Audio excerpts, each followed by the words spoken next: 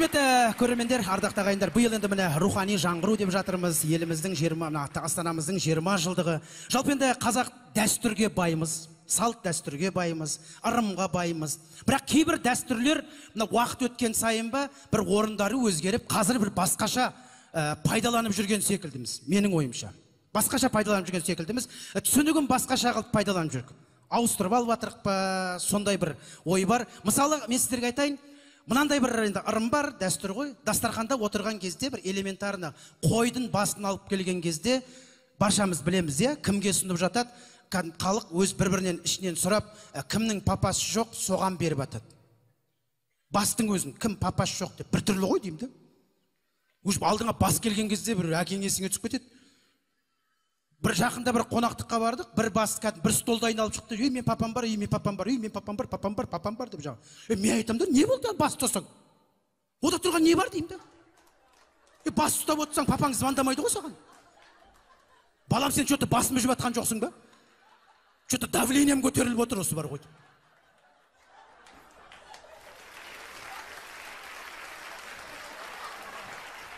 Ол дәстүрдің астары әкең отырған жерде бас ұстама деген. Әкең отырғанда сыйла, қай жерден бастық бол, қай жерден батыр бол, әкеңді құрметте деген ырымның, дәстүрдің түбі сондай. Ол жаңағы әкесі бар, әкесі жоқ деген емес. Мысал айтамын. Сосын тұсау кесу бар бізде қазақта. Баланың тұсауын кескен кезде, ол тұсау кескенде біз енді дұрыс қой. Біреудің ала жібін аттама дейді. Негізі тұсау кесудің түбінде, мен сіздерге айтайын, оны қазақ кезінде мына үлкендерге арнаған. Есіңде ме, сенің де осылай тұсауыңды кескен, біреудің ала жібін аттамайым деп. Сол есіңе, ана бір жастағы балаға ол қажетті жоқ оның бар ғой. О бала түсініп те тұрған жоқ, не болайын деп атырған. Мысал деймін да, тұсауы кеспей қалса жүрмей қалады деген ол да өтірік. Жүр ғой бүкіл әлем, ешкімнің тұсауын кесіп атқан жоқ. Жалғыз қазақтың ғана тұсауын кесіп атыр.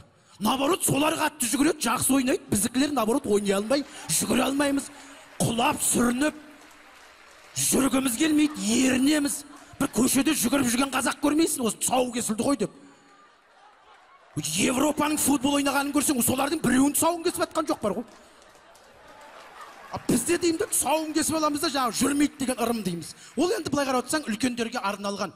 Кезінде сенің де тұсауыңды кесті, есіңде болса, сол есің жей деп әр тұсау кескен сайын естеріне түсіріп отырған ғой. Біз оны балаға кесеміз, ана бала вообще түсініп тұрған жоқ. Өзі бір жаста үйден бірінші рет шығып тұрған бала. Анандай халықты бірінші рет көріп тұр, өзі шок болып тұр жаңағы. Вообще түсініп тұрған жоқ, не болып жатырғанын. Еще үстіне қазақша киім киіндіріп қоямыз ғой. Біз қазақша киімді өзі 2 возрастта ғана киеді екенбіз. 1 жаста, сосын 60 жаста. Олардың ортасында вообще қазақша киетін уақыт жоқ бар ғой. Размермен киетін, қалғанның бәрі безразмерный ғой енді. Сонда ана баланың тұсауын кесейін деп тұрмыз. Ана бала бақырып тұр. Деп жаңағы.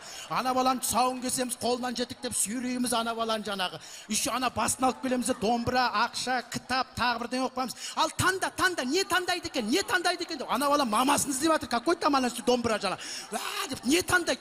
Ой, айналайын-ау, 1 жасқа дейін сол домбыранды үйде өзің ойнап отырсаң, ана кітабыңды оқып отырсаң, сол жерге шуламай-ақ ол бала өзі таңдайтын еді ғой деймін да. 1 жасқа дейін алдына қытайский ойыншықтарды көрсетеміз, 1 жасқа келгенде ананы таңда, мынаны таңда дейміз мысалы.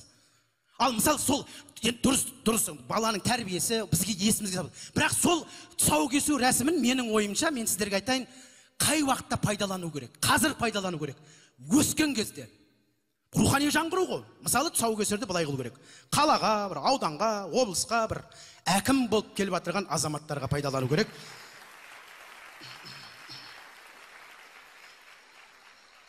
Мысалы, әкеліп таныстырады ғой уже, қаланың әкімі сендердің, облыстың әкімі деген кезде кәдімгідей келіп, уже кәдімгі үлкендер аяғына ала жібін байлап, ешкімнің ала жібін аттама бұл облыста.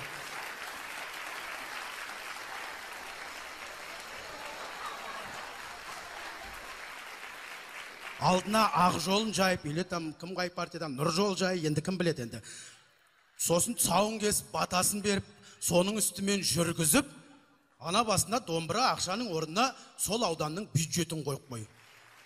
Жолға бөлінген бюджет, су құбырына бөлінген бюджет, мектептің ремонтына бөлінген бюджет.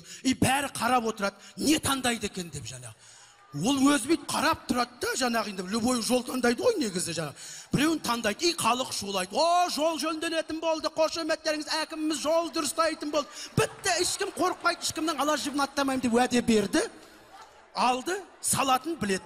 Міне, қандай керемет деймін. Осындайға пайдалансақ, вообще күшті болып кетеді. Қазақтың енді дәстүрлері көп. Оның ішінде қазақта келін түсіру деген бар, білесіздер. Қазір енді бұрын келін түскен кезде апаларымыз, әжелеріміз біледі. Шаңыраққа келін алып келген кезде келін орамалын тағып, күйеуінің жанында кіріп босағаға екеуі отыратын. Мен өзім білем, тіпті есімде баяғы аға жеңгелеріміз. Үлкендер жағы төрде отырады, екеуіне батасын береді.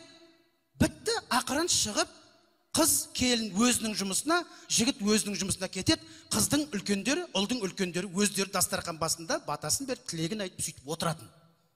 Бұрын. Қазір қалай? Қазір деген ой, үлкен ата әжелерден қазір құтылып жатыр. Оларды бір әбетке бірдеңе шақыра саламыз, айтып алдап сулап.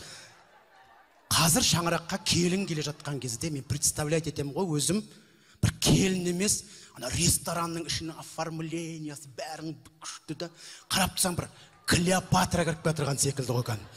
Клеопатра кіріп кетірген секілді. Шын айтайын бар ғой, кән ведущий шығып айқайлайды. Ардақты ағайын, келін келді дейді. Мына жақтан 10 қыз, мына жақтан 10 қыз. Ана келін деген бір шатырдың ішінде музыка ойналып жатыр. Деп кәм Клеопатра кіріп кетірген сияқты бәрі орнынан атты, шапалақ ұрып жатыр кәдім бар ғой. Аппаратта төрге отырады. Сондай ғой қазір шаңыраққа кәм Клеопатра келіп отырған. Бұрын келіндер шаңыраққа түскенде қазақ айтатын 30 күн ойын 40 күн тойы дейтін. Сонда 40 күн тойлаған ғой қазақ кезінде. Сонда қазақ 40 күн тойлаған кезде келін қазан ошақтың басында, күнде қонақтық болғаннан кейін, күнде қазан ошақтың басында жүрген, өздеріңіз білесіздер. Содан кейін сол қазан ошақтың басында үйреніп кеткен өзі. Күйеу бір жаққа барып қайтайық десе, уақытым жоқ, бірдеңе күйіп кетеді, бірдеңе пісіп кетеді, бірдеңе неғып кетеді, осы жерде қала берейінші деп. Күйеу қазан ошақтың басынан орыс шығара алмаған, жүрші енді жоқ, атама шай беремін, апама шай беремін деп. Қазір той біткеннен кейін өзіміз путевка береміз, 30 күнге, 40 күнге Дубайға, Турцияға. Бітті ғой. Одан кейін ол келін үйге келгеннен кейін қайтадан сол жаққа тартып тұрады. Күйеу бала мазасын жеп жаңа, қашан Турцияға барамыз, қашан Дубайға барамыз, Мальдивге барып қайтайық, ана жерден шаршадым, мен білмеймін, әйтеуір қазіргі келіндер неден шаршап жүретін бар ғой. Әйтеуір бітпейтін стресс қазірғыларда. Баяғыдағылар әйтеуір стресс дегенді білмеген ғой. Қазір келіндер да, келіндер басқарады, оны жасыратын ештеңесі жоқ. Ленинизмнен құтылып едік, енді келінизм келе жатыр, енді осы.